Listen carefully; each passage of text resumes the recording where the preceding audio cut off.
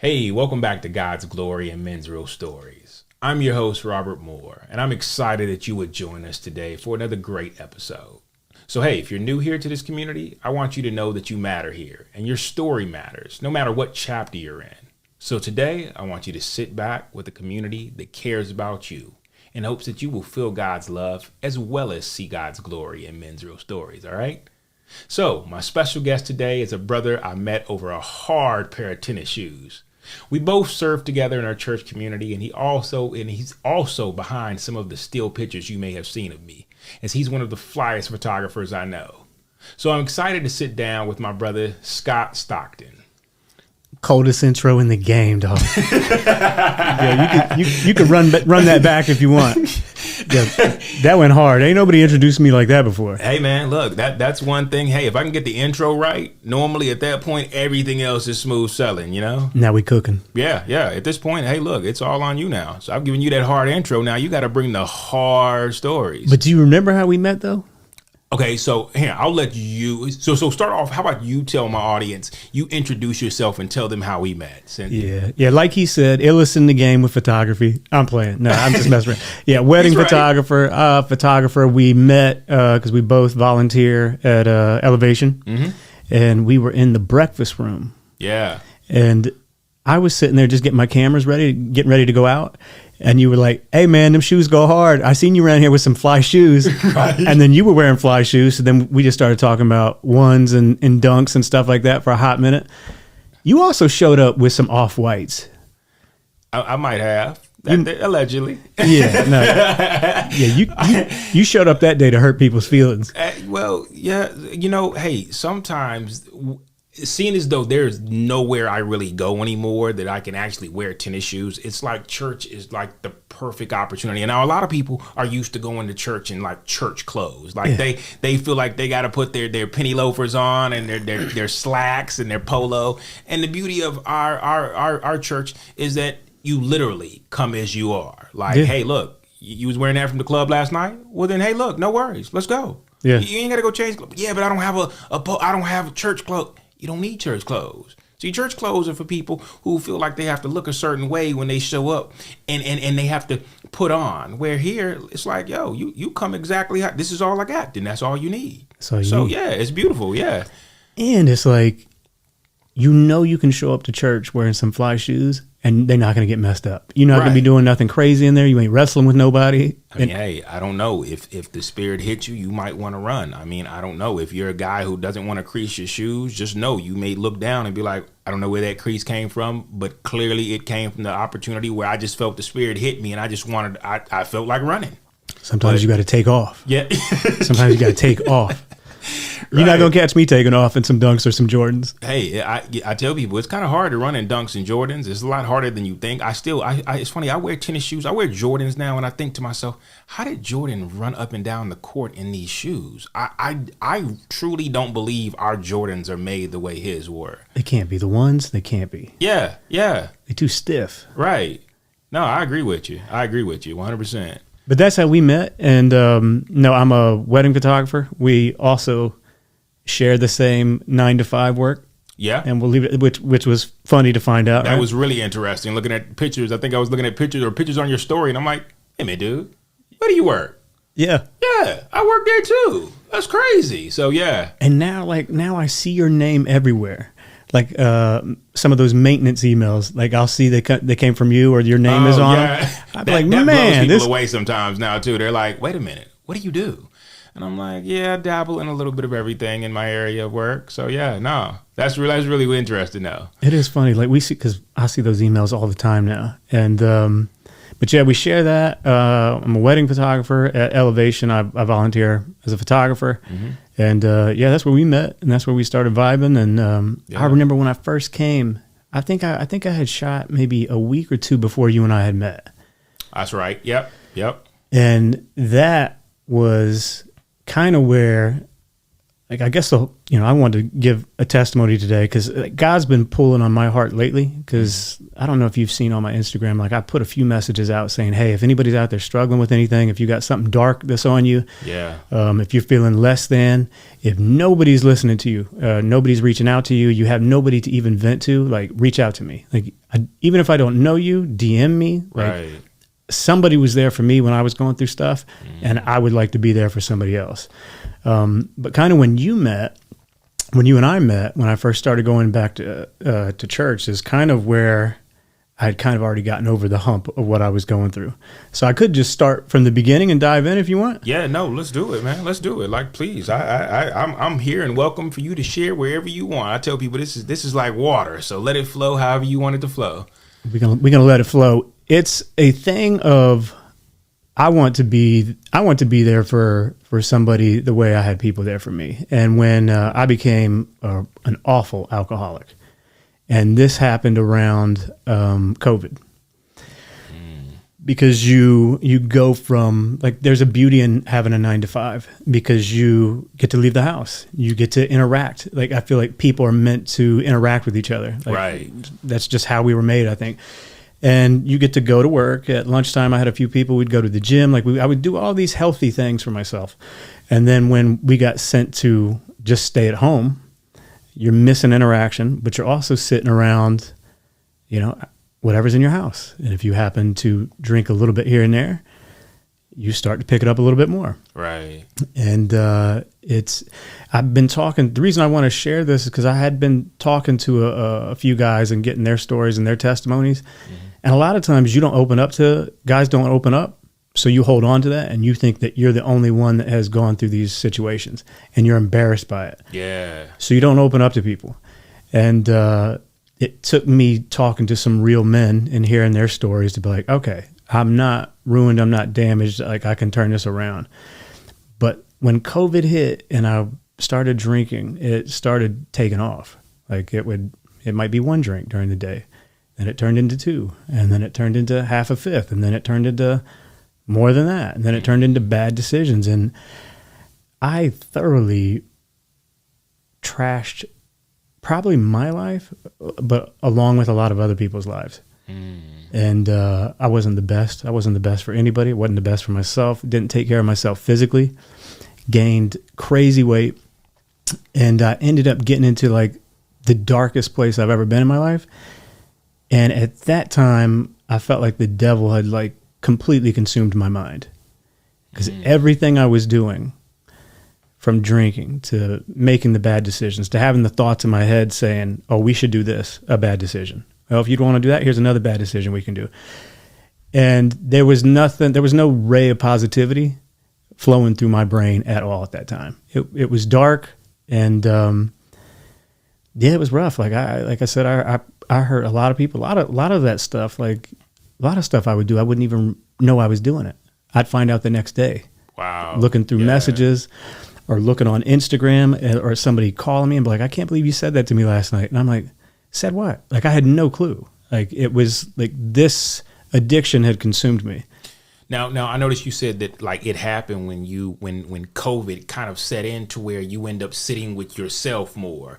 And I can't help but notice like a lot of stories I've heard, whether it be here or like off air, where I've talked to people, it seems like COVID had a way of like intensifying a lot of who we kept trapped inside, where it was like, okay, well, like if I was a drinker, I became a full-fledged alcoholic when I had to sit with myself long enough to where normally I kept myself moving. Like you said, I kept myself going to work. I was working out. But like when we're told to sit at home and sit still, it's almost like you have to face you and the you that's maybe being held back by all the distractions of whether we call it work, whether we call it responsibility. But once you're sitting still, you almost were introduced to like who I would be if I didn't have all these responsibilities and I didn't have to sit with them all the time. Yeah, no, I agree with that. And like the beautiful thing about a 9 to 5, I mean, I know a lot of people love to stay at home and work. Mm-hmm.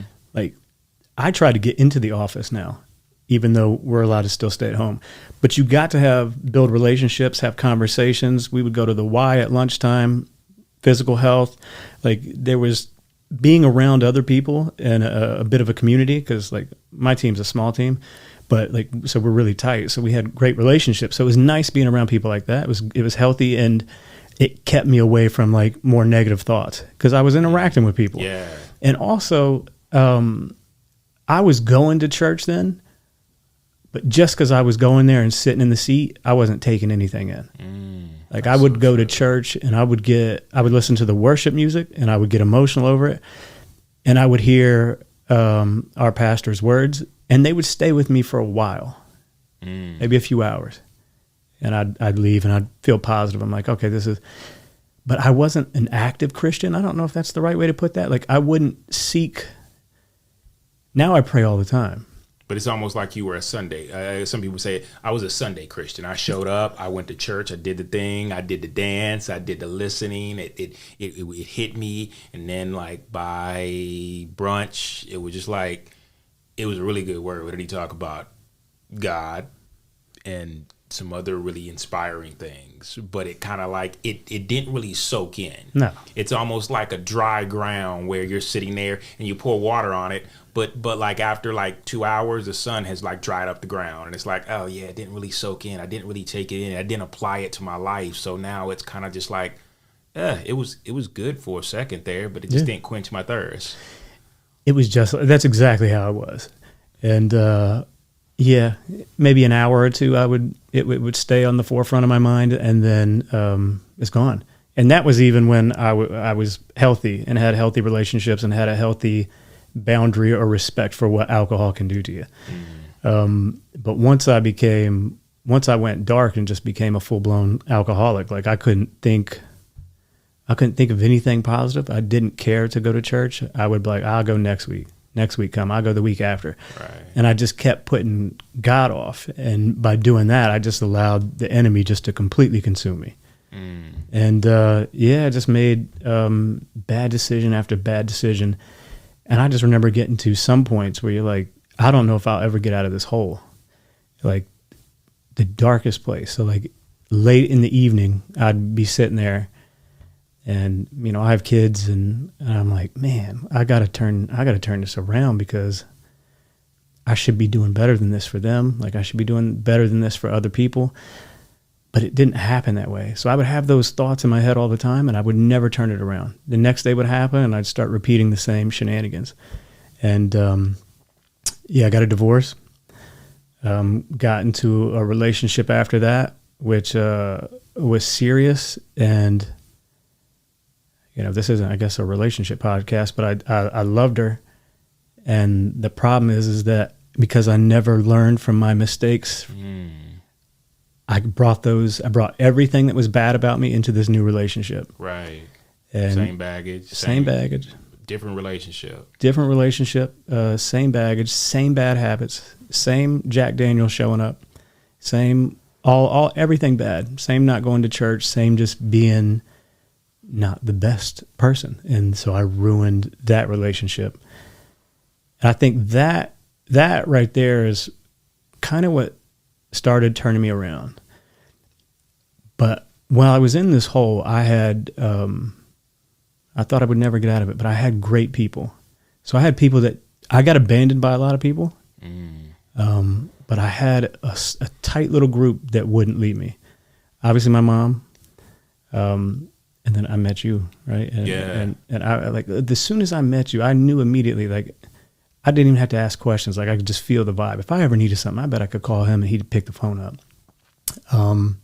My mom, my brother, I had two of my best friends, Elmer and Angelique.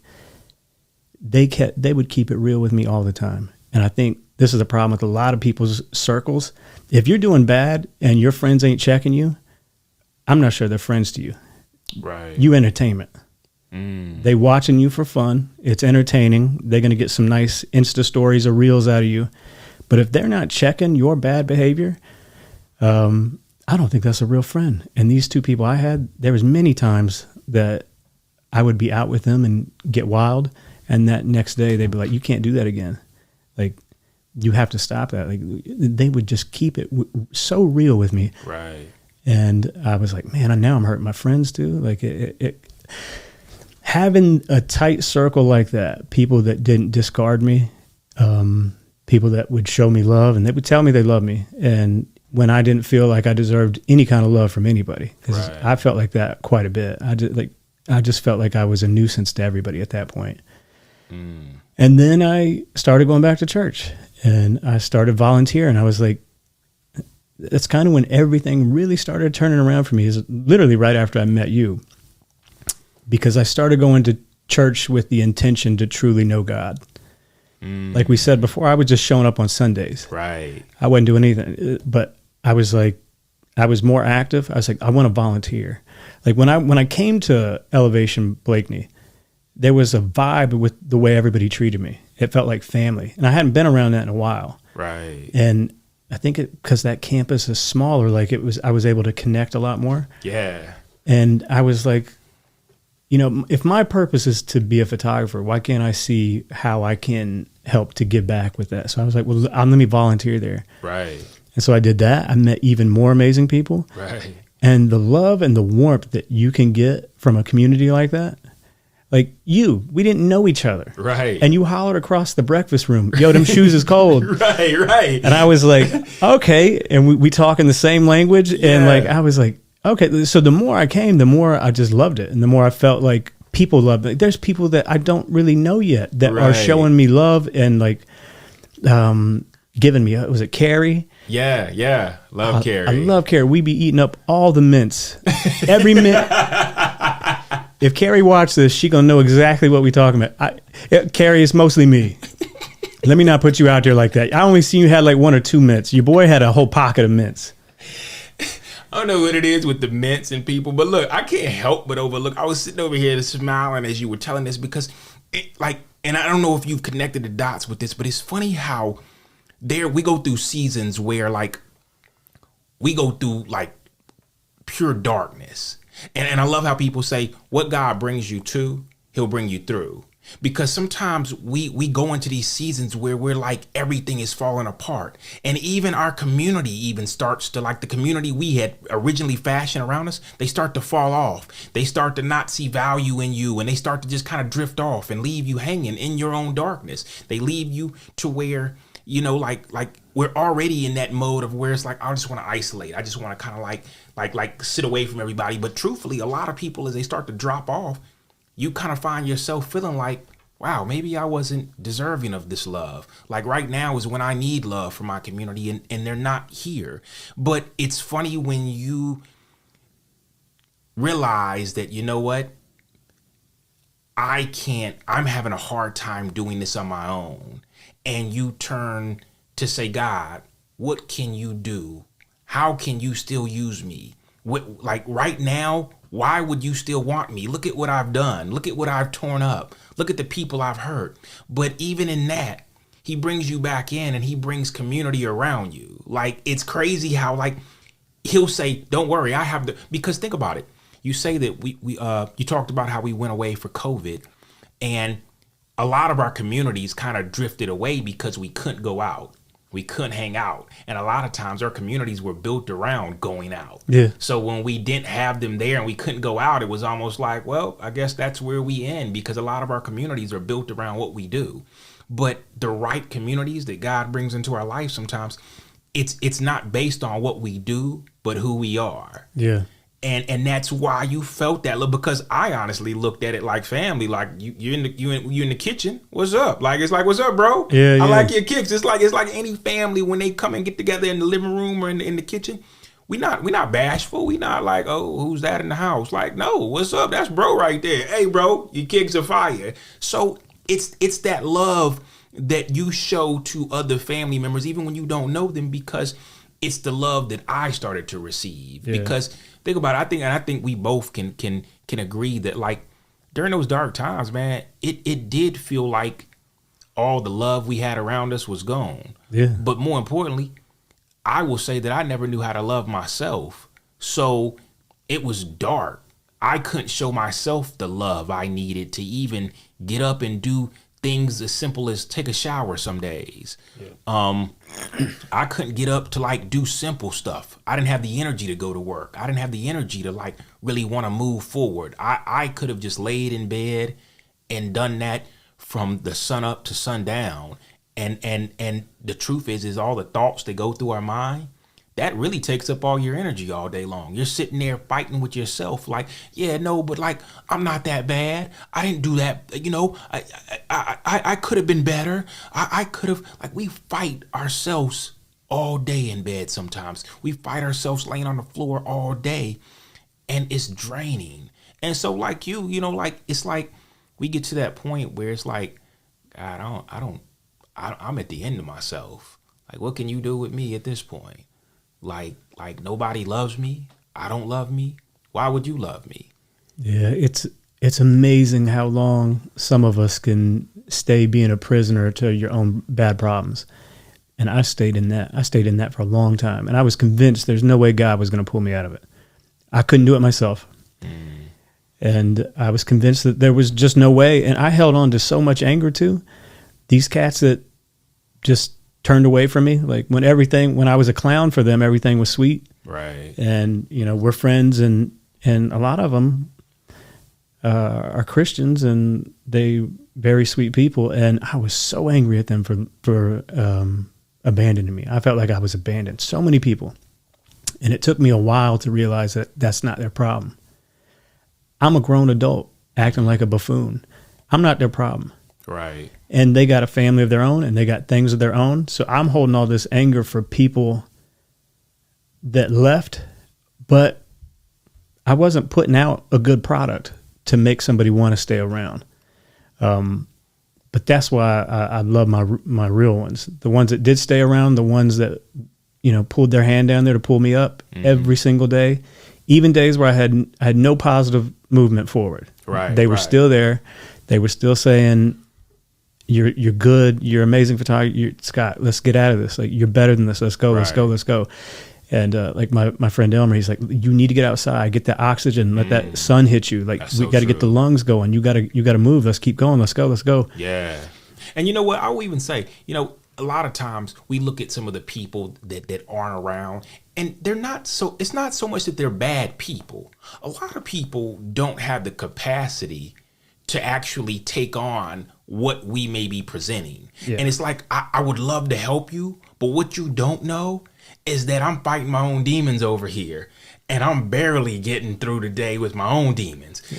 I don't know how to help you, because then I'm going to expose myself for the stuff that I'm dealing with, and I'm not ready to expose myself, bro. So I can't even watch you go through this right now, because what you don't know is I'm going through that as well. Yeah. And so it's not that they're bad people. It's just that the capacity to help you through your stuff is not, they don't have it, because they don't even know how to get through their own stuff. And so they find themselves being triggered by what they're seeing that you have going on. And they're like, oh, I got to get out of here. Like, yeah, I used to deal with that same thing. I can't watch that. I can't deal with that. And so, like I say, I look at people now, and I look at a lot of the people that I have stepped away from, that have stepped away from me, and I don't look at them as bad. I agree with you in the beginning. I had like a hatred / hurt for people that just left me hanging. But a lot of times, I think that God knew that I was going to have to step away from them, and he was going to bring the right community, the right men around me. He was going to bring the right fellowship around me. He knew who I needed for this journey. And a lot of the people in the past, they weren't going to be able to make that journey with me. Yeah, no, I agree with that. And the anger up front, man, it was rage. Your boy was mad at these people. And I would see them all the time because they live in the same neighborhood. So when I saw them, they're like, hey, Scott, in my head, I'm like, you don't care about me. Like, and I would put out more negativity. And it wasn't until I really started getting back to church when I started to let go of that and be like, you know what, I can't blame them. I'm not their problem. That's not me, though. If it's one of my friends and you in a dark place, I'm going to get down there with you. And I'll sit there with you for a while, but then I'm going to grab your arm and be like, we got to get up. And I had people do that for me. Mm-hmm. And that's how I do with my friends and my love. Like and even if I'm not at a place where I can do that, I'm still going to do it. Even if I got my own demons, like I'm so grateful for the people that did that for me, because I know that the four that I mentioned already, right, they had stuff going on. Yeah, no. And, but see, you know what though? I would even say that, you know, sometimes think about how much you've poured out into other people. Yes. And how hard it is sometimes to pour when you're on empty. And even when we want the best for people, think about like how like when we're not filled, or when we're not like, and I think about this all the time about like the level of abandonment that I did in my own life. And sometimes I hear it in men's stories, how it's like, yeah, I was everything for everybody. I gave them the world. I did this for them. I was there for everybody. And it was like, well, what do you do for you? Nothing. That draws a blank, because it's like, but see what it is sometimes we're looking for the same love in return, and we're waiting on it, from the people who we're giving it to, not realizing that sometimes they don't know how to give it back. Yeah. And maybe this guy over here that his simple job is just to come back and like return love to you, like just check on you, pray for you, pick you up. And it's like, yeah, but I did nothing for you, bro. That's cool. Look, I felt like I've been put in this space to be able to encourage you, to love upon you. Yeah. That's what I have the capacity. I'm filled. God's filled. Because I learned that I really could not start pouring into people and filling people up until God's love just like was overflowing. Yeah. Like I experienced that level of love where it was just like, bro, like, so wait a minute, you could have loved up on me this way all this time, and I've been running from you, and you gave me a love that like I've never gotten from anybody else. It was like, yo. Yeah. Well, it's funny you say that about God, because now I'm reaching out to people and be like, listen, if you're going through something, I want to be there with you. But now I'm the healthiest I've ever been. Now I'm the closest to God I've ever been. So that kind of resonates with what you just said. An interesting thing is, like, when I was trying to get off of alcohol, I would try quick fixes. They make a pill where you can take it before you drink, which prevents the serotonin release in your mind to make you feel like, oh, this is good for me. So I tried that. Didn't work. Then there's another pill you can take. I got this thing. It's called, I think, disulfram. I'm going to mess it up. But if you take it and then you drink, you throw up. So it's kind of like a preventative way to prevent you from drinking. That didn't work for you, boy, either. And I felt like that was God's way to say, no, because these two pills aren't fixing the problem. Right. We didn't address the problem at all. You thought you was going to pop some pills and you were going to be free as a bird and you could go back being happy and everything's easy. Right. Some things in life aren't easy, and they're meant to be hard. That, like the situation I went through, I had to hit rock bottom. Right. That girl I fell in love with, I had to lose that. All those things had to happen for me to finally wake up.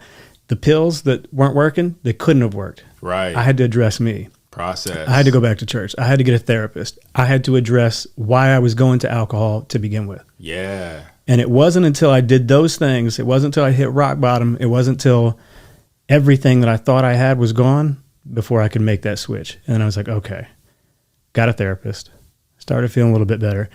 It wasn't until I started going to elevation and feeling people's love, like that accelerated my path. And like I would tell anybody out there that's struggling, get yourself into a church and be around these people. Like, what? Hold on. Wait a minute. You know what? I got to step in there. So like, look, be careful with the church you choose, because see, the church, a lot of people, I love how people are like, yeah, go to church. And it's like, well, wait a minute. Understand that your relationship with God is an individual thing. You can have a relationship with God in your bathroom, but the church you go to, it's important to make sure that community is loving up on you, because there are a lot of churches that people could tell you, I'm not going back there, bro, because when I went there, I felt judged. I felt like I wasn't loved. They were judging me based on what I'd come through, what I'm still going through, where I'm still at. You know, hey, look, a lot of people, they expect people to come to church and leave the lifestyle that they had before alone, like completely done with it. But the truth is this a process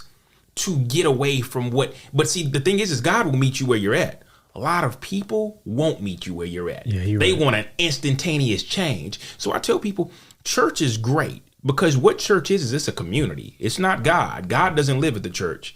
it's a community, but in the right community, like you just said, your growth is exponential. You literally, you could take a seed and it's like, okay, well, you can just put it outside in the sun and just put a little bit of water on it. But you put it in a green room where there's love and there's attention. Yeah. And watch how that seed just flourishes. Watch how quick that growth happens because you've been put in the right community. Yeah. In the right community, growth is unbelievable because what it does is it works with what God is doing already to begin to help you heal, help you grow, help you see things with a different lens.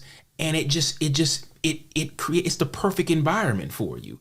And I wish I could tell people that every church is the perfect environment, but you have to be conscious to look at the fruit from the people who are in that church. You have to look at the fruit from the people who are in that community. You have to look at how they're moving. If they invite you to a prayer meeting and the whole time they're just gossiping and then at the end they say a quick little prayer,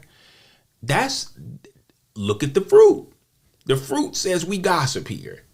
Now imagine what they're going to do when you're not a part of that group anymore. So yeah, I just tell people to be conscious because I love everything you just said. Like everything, you are so right. Like from therapy to community and church, but like not every community is the same. Yeah, I remember how I looked at certain communities. I look back on certain communities and I'm like, yo, that community was doing the opposite for me.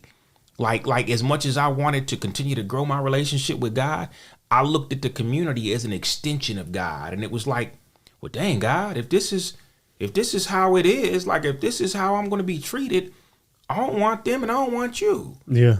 And so it can do the opposite effect of growth. It can take you backwards. It can take you back into where you've been. It can push you back into the world you were trying to get away from.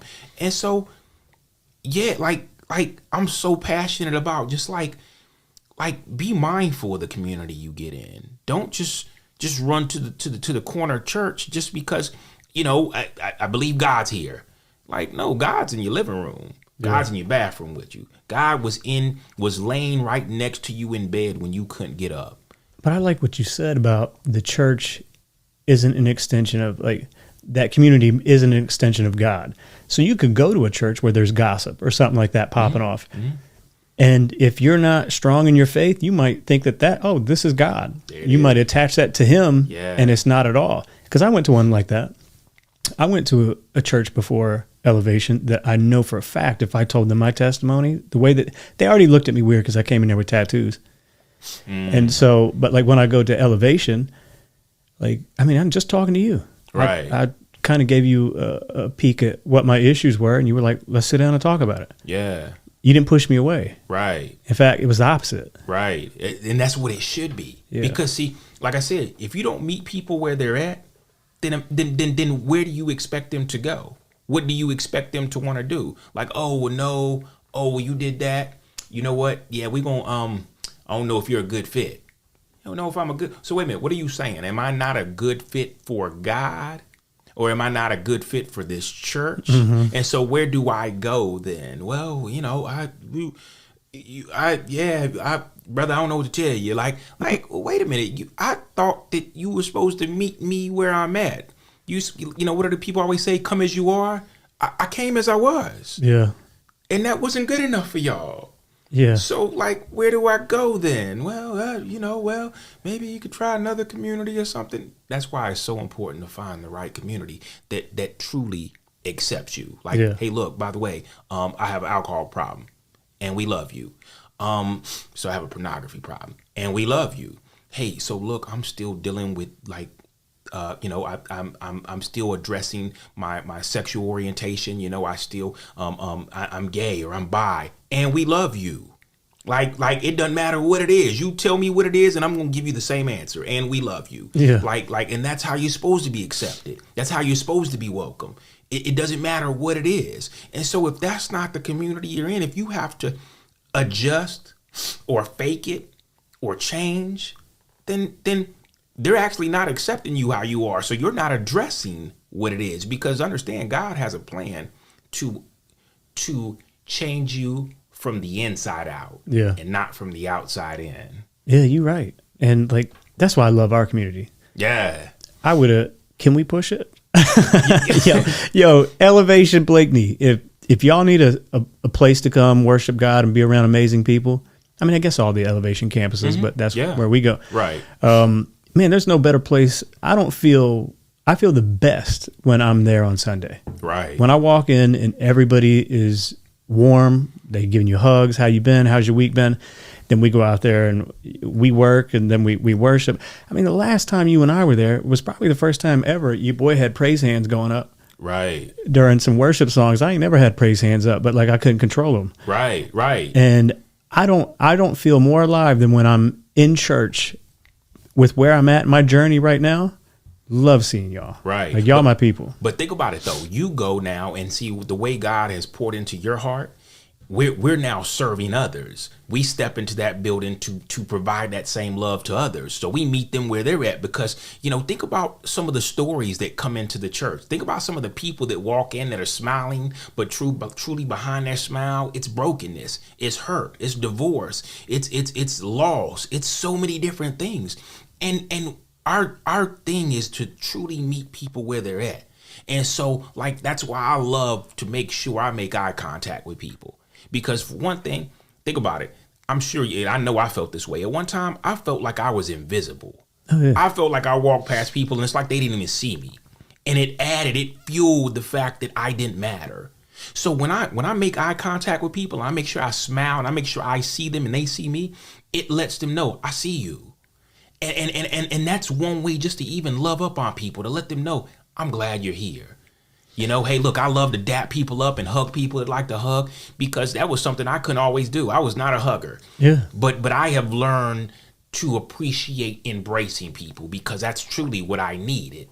And I know people need it too. I'm the same way. Like when I get up in church, I want to embrace somebody. Like when we see each other, it's the full dap. Right. Not here. Like we come in. We getting all the way in there because the truth is that it as a man. It's funny how and I know I can speak for me, affection was something that I didn't always embrace. I didn't always know. So I didn't know how to give affection and I didn't know how to receive it either. So I was the guy who was always just handshaking everybody. Like, hey, this is how I do it in North Carolina. Like we're shaking hands. Yeah. Hey, just welcome my friend. Hey, yeah. How you doing? Even with ladies, it was like, hey, how you doing? Oh, yeah. And the truth was just because I wanted to embrace. I wanted to be embraced, but I didn't know how to give that. Yeah. And so it's just when you're in the right community, I love how people force it out of you. Because there have been plenty of times where like I'm walking up to people and just out of nowhere, hey, come on, bring it in. Yeah. Bring it in. And it's like, okay, yeah, we're doing this then.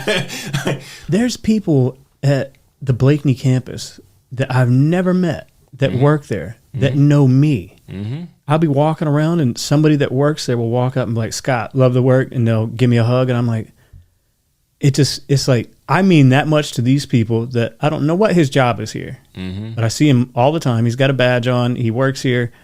And I mean that much to him to where he somehow knows me and cares enough about me to come up and give a hug and talk about, hey, love what you're doing. Right. We love what you do here. Right. And it's just it's a beautiful feeling. And I would tell anybody out there that was struggling with anything like I was, any kind of addiction, especially one like I had, because it's a poison in your blood. It'll kill you if you let it run wild. Man, you gotta try to turn it around, but you have to do it by addressing like the real issues. There it is. Yeah. You just can't. There's no other way around it. There's no cheat code to it. You in a dark place for a reason. And God's going to test you, but he's going to get you through it. Yeah. Because you have to overcome the source problem. Yeah. Otherwise, you're going to stay stuck there. You might get out on recess, and you're going to come right back to it. Oh, yeah. Well, think about it. People will try to like people will have good stints where they'll like, hey, look, I just stopped drinking. I'm going to try this thing.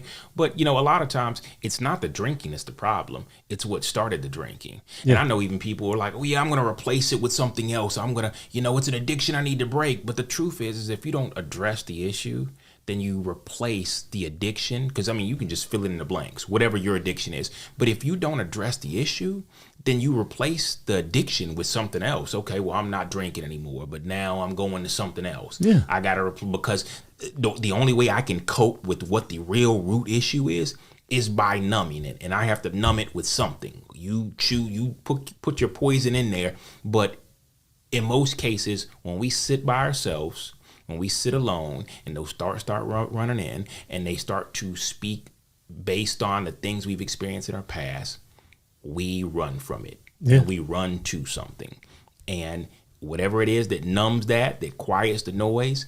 You like I said, it could just be running around friends that want to have you out here having fun, enjoying life. Oh, I'm happy. But the truth is you're happy as long as you're being distracted, as long as you're around them. The second the party ends, you're back to you, back home, back in your thoughts, back dealing with what you don't want to deal with. So you got to keep the party going. Yeah. You got to keep the drugs coming. You got to keep the liquor pouring.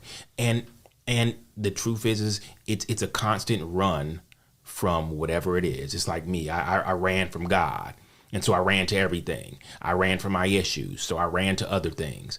I hurt people. I damaged stuff. I wasn't the father I needed to be. I wasn't the employee I needed to be. I wasn't who God needed me to be, as long as I didn't address the root issues of the things that I have gone through, the trauma I had experienced. And so it wasn't until then that I really could get past all that. And that's why, I tell people, and it's not easy. Let's hold on. Let's just go ahead and cover that.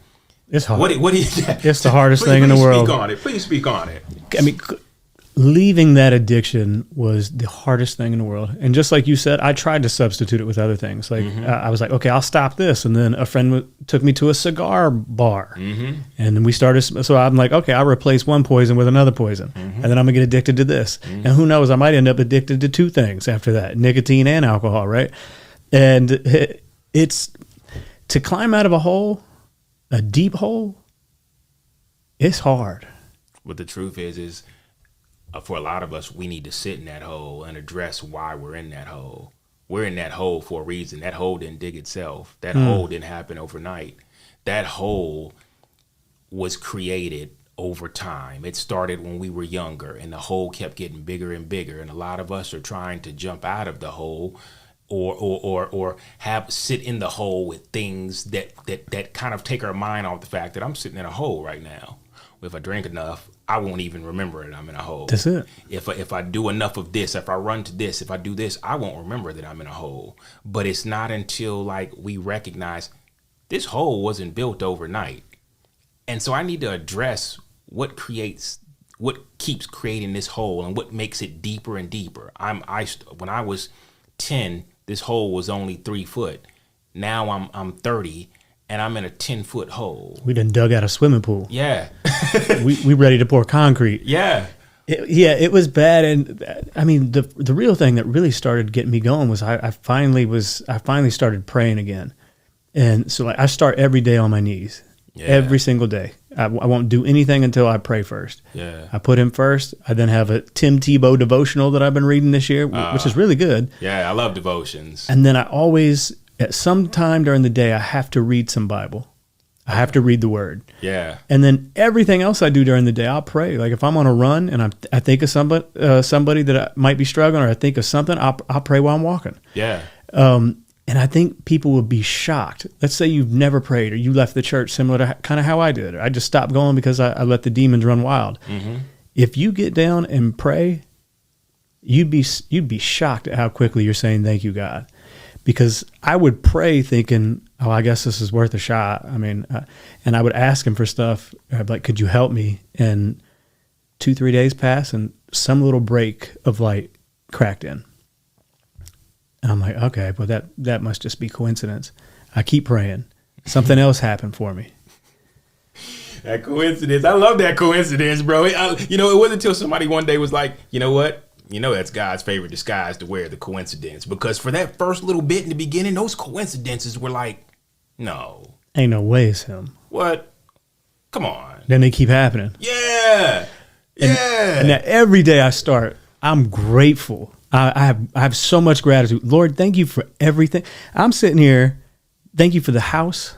Thank you for these beautiful kids. Right. Thank you for the oxygen I have right now. Right. Thank you for this mind I got going right now, because I got clarity like I haven't had in a long time. Okay, so wait, hey, look, you got to expound upon this, because look, sometimes I think there were moments when I first started really growing in my relationship with God where he would do things and I'm like, no way, like, come on, that didn't just come, like, and it's funny because it was out of my control. Yeah. There's so many things where you're just like, I'm fresh out of ideas, God, and that's when he's like, and here I come, and it's almost like you're just sitting there like, yo, what just happened? Like, you just showed up through another person that doesn't know me, that just blessed me, that they can't explain why, but they were just like, oh, I was here and I felt like you needed some help. And you're like, wait, what?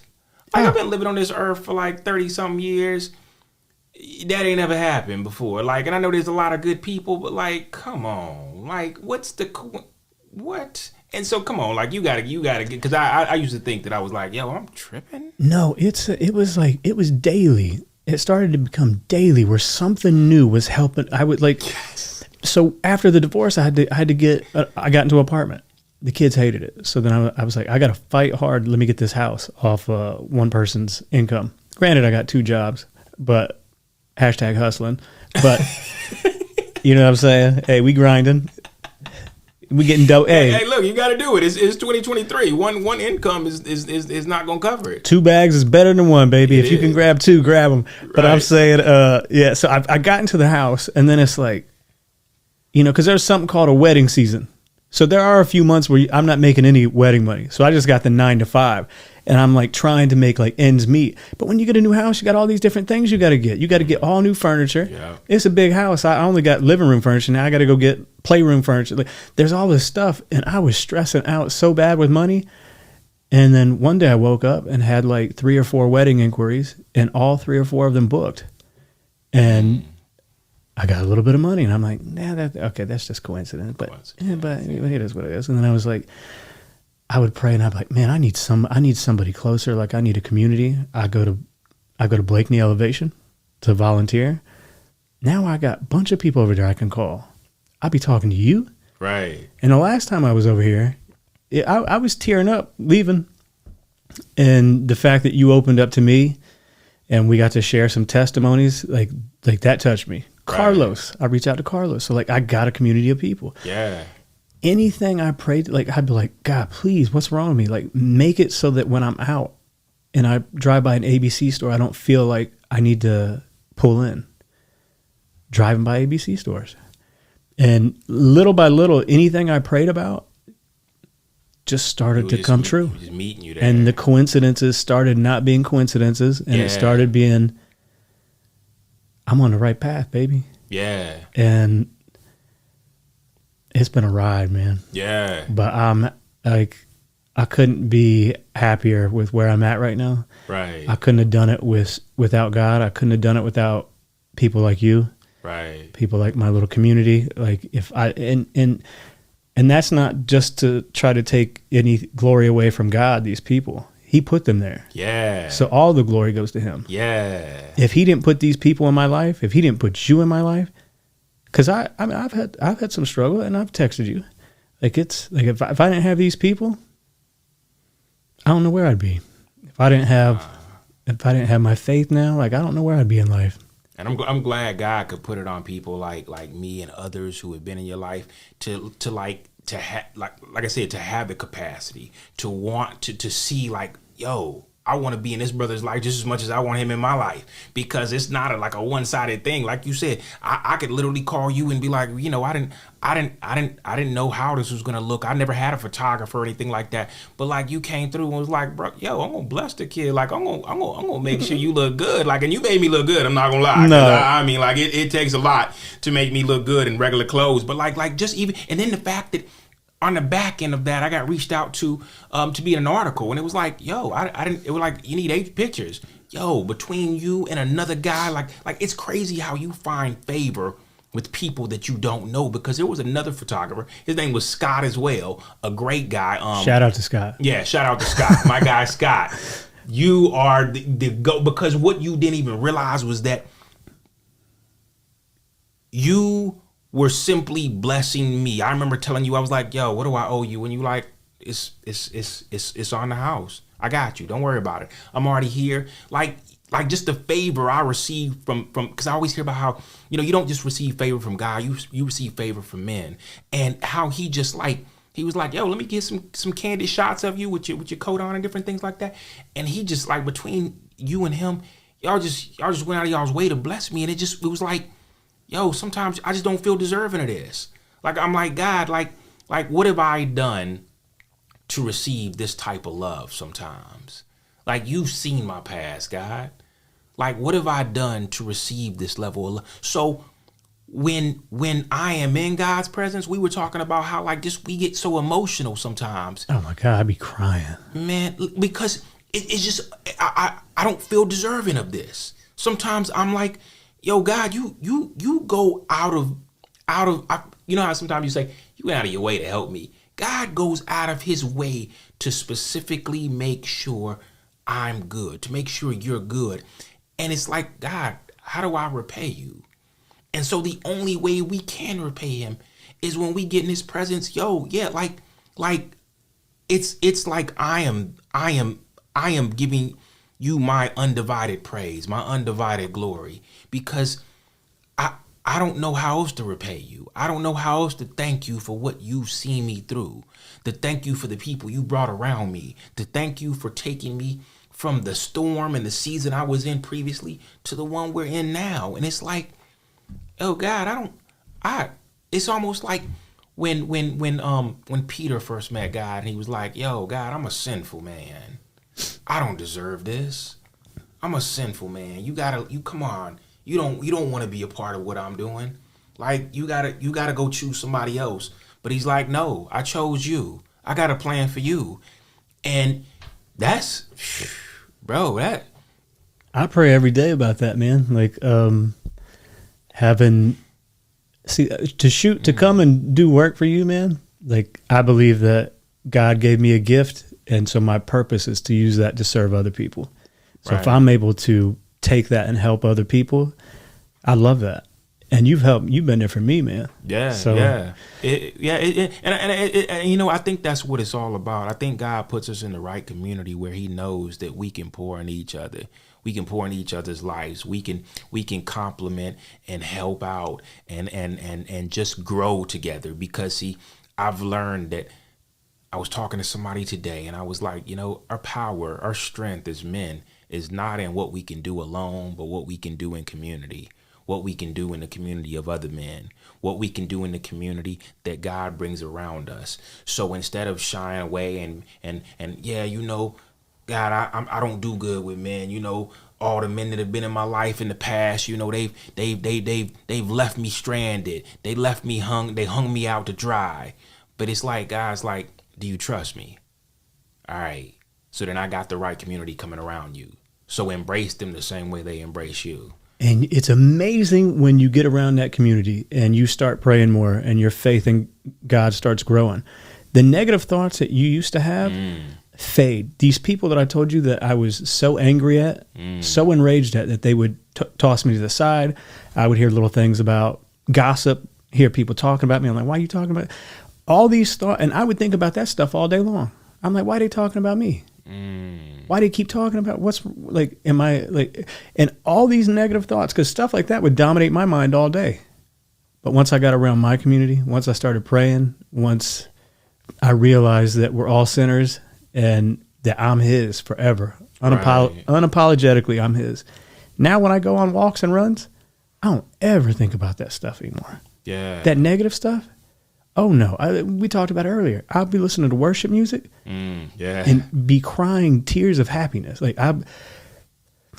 the evolution of the tears you talked about earlier, and I really appreciated what you said, because when you first started, like, and I might take some of this out of context, but like maybe when you started your testimony, like the comeback, the redemption, like there was tears of, man, I'm not worth any of this.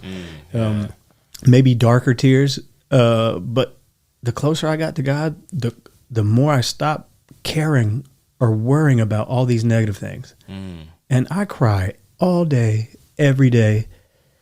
And it's just about being grateful. Like, I shouldn't be here. I shouldn't be where I'm at right now. It's like tears of joy, man. That's it. Yeah, it's crazy, and you know, we talk about it sometimes as men. You know, we've always been taught not to like show emotion, not to show tears. Don't cry. Come on, suck it up, man. Don't let them see you cry, bro. I don't even like. There are times whether I'm in church or I could literally be sitting in traffic listening to a song or something and just like truly like just like giving my undivided attention to God. I'm not going to tell y'all that there's times when I'm driving and I close my eyes, because that doesn't happen. Maybe like for a split second.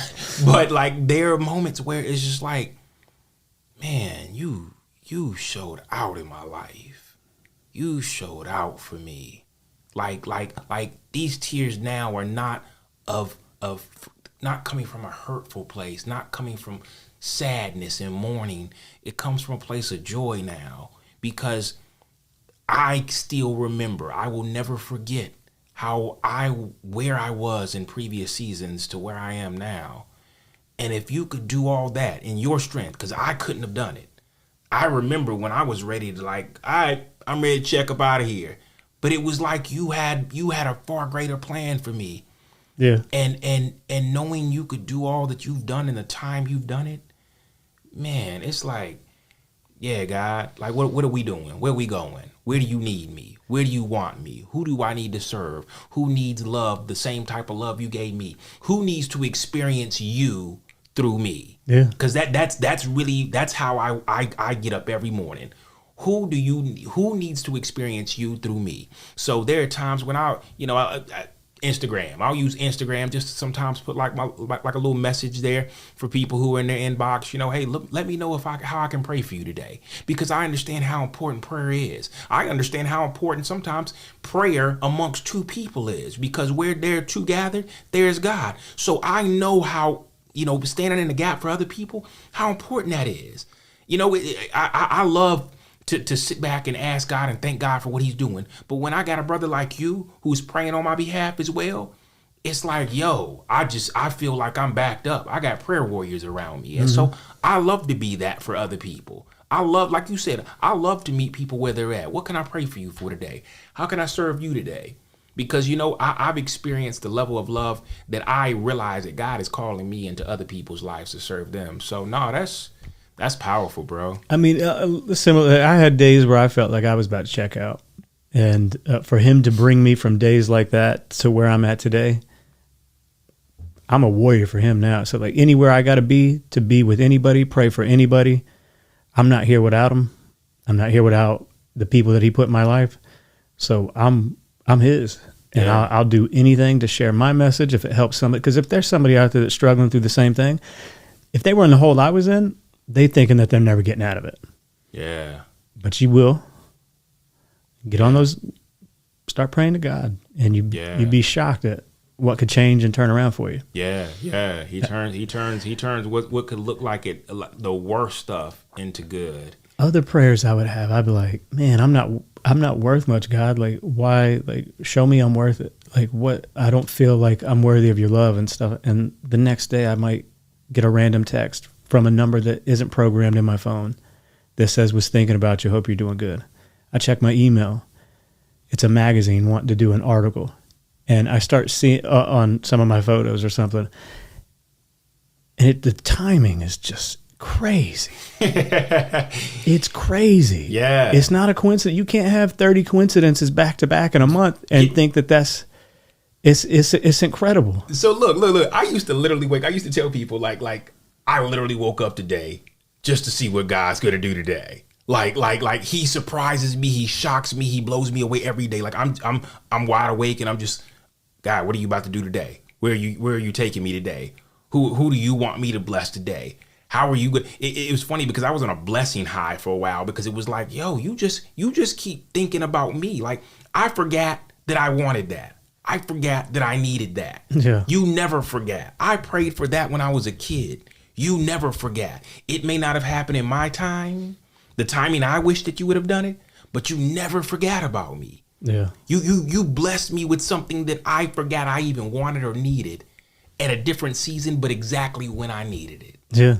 That's yo.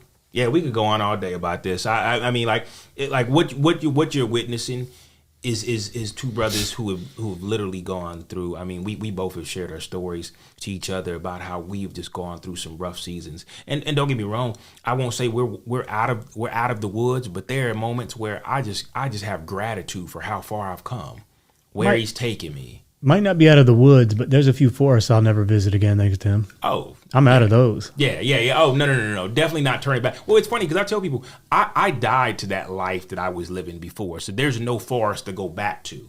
Now, don't get me wrong. That doesn't mean that life's not going to life. And I'm not going to have those ups and downs, those moments where it's like, all right, God, I'm trusting you. Like, this ship is really, it's really picking up. I mean, you at any point you can step in, but it's like, I trust you though. I know you won't leave me again. I know you've never left me, but in these moments, I got faith that I know I'm rocking with you right now. I know you're not going to abandon me. So I'm not worried. There's a calm and a peace when you get out of a bad season like that and God saw you through it. Going from there, your faith grows so much because he got you through that. So what you just said, now when I have little rocky moments, I don't panic.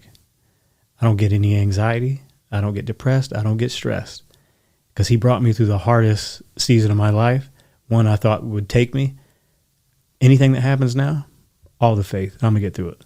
Yeah. 100. Yeah. I have no stress. Yeah. I don't stress about anything like that anymore. He got me through the hardest thing in my life. I'm good. Yeah. Something bad happened today with a job or something like that, I'm good. Yeah. It's almost like we just know I got faith in you. I mean, like, you could take me out of this job. You could take me out of this relationship. You could take me out of this particular gig or this is my passion job, or this is where I felt like I was called into. And you may say, hey, look, it's time to go. And it's like, oh, okay, well, then we're going then, because I know what your plans are for me. Far greater than the plans I could have made up for myself. Mm-hmm. I don't even question it anymore. Matter of fact, I told you, I said, if God up and told me, hey, look, that's it. That was the last episode. Well, what did I tell you? I got some podcast stuff to sell. You got a yard sale. Yeah, we be outside my house because I got a table, I got some lights, and I got some microphones to sell, because I know what he's calling me into next is going to be far greater. Yeah. He's prepared me in this season for what he's going to do next. And Lord willing, I hope to continue to be able to provide these episodes, continue to be able to provide this gift of vulnerability, not only from you, but other men, and I love that my son gets to sit here and hang out with us and do this and experience this, because, I truly know that when God called me to do this, even though at one time I thought that me and my son were going to sit across from each other and do this all day long. Yeah. But I realized that he was supposed to be in the room. I tell him all the time, you're supposed to be in the room to witness this. My man getting an education over there. He is. Hopefully, don't worry. One of these days, he's going to look back at this stuff. And he likes photography, so we got a connection now. Yeah. Your boy going to hook you up. Yeah. We going to shoot Chief. And he wear them fly shoes at church, so. Yeah. So, I mean, like, it's just crazy how God just brings you family. Yeah, because that's exactly what you are, bro. Your family. Same, man. And which is why you sat down and we broke bread before this episode. And I know. Thanks for feeding me, y'all. Hey, I don't do that for everybody. So look, he just happened to be like, hey, bro. And you know what? I love how you hit me up with like 6:00. Hey, bro, can I come through?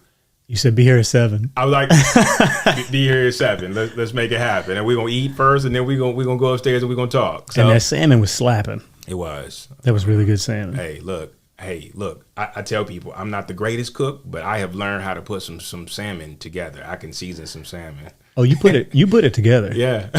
the spices, he gave us the thumbs up. The spices was perfect. Hey, I get a little busy. I done got better. God done anointed me with that oil, and I'm in there cooking it up now. Hey, well, look, before we get up out of here, man, is there anything else you want to share with the audience, with my audience today? Just something that's maybe on your heart that you want to leave them with, even if it's just a prayer.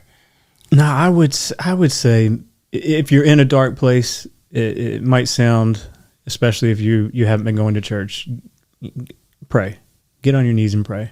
Yeah. And you'd be shocked. You'd be surprised at what God can do for you. Yeah. Pray. Prayer is so powerful. Yeah. Pray. That's what I'd say. Pray. And also get outside. God made everything.